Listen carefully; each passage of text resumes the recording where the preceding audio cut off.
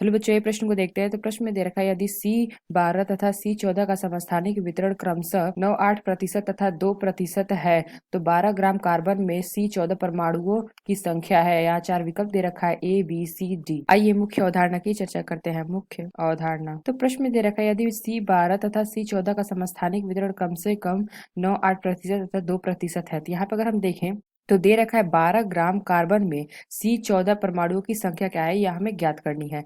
तो 12 ग्राम यहाँ पे दे रखा है, 12 ग्राम कार्बन में C14 समस्थानिक का भार। तो ये हमारा क्या हो जाएगा, 12 ग्राम कार्बन में C14 समस्थानिक का भार हमारा क्या हो जाएगा। तो यहाँ से अगर हम देखें तो 12 और गुणे अगर हमने यहाँ पे देखें तो 2% दे रखा है, यानी कि हम कह सकते हैं 2%, यानी कि परसेंटेज है तो 100 से गुणा कर देंगे तो हो जाएगा 2/100। यहाँ पे हमारा क्या जाएगा 12 गुणे 0.02, तो यहाँ पर निकल के आ जाएगा 0.24 ग्राम। तो यहाँ पे हमारा क्या आ गया, समस्थानिक का भार आ गया। तो यहाँ पे अगर हम क्या निकालेंगे, अब 12 ग्राम कार्बन में C14 परमाणुओं की संख्या यहाँ पे पूछी गई है, तो परमाणुओं की संख्या निकालेंगे। परमाणुओं की संख्या, तो ये हमारा कितना आ जाएगा 0.24 बटे में यहाँ पे दे रखा है 14 कार्बन, यानी कि 14 हो जाएगा। गुणे अगर हम देखें यहाँ पे समस्थानिक की हमारा क्या होता है 6.02 गुणे 10 की घात 23 होता है। तो बराबर हमारा आ जाएगा 0.24 गुणे 6.02 गुणे 10 की घात 23 बटे में हमारा क्या हो जाएगा, बटे में हो जाएगा 14।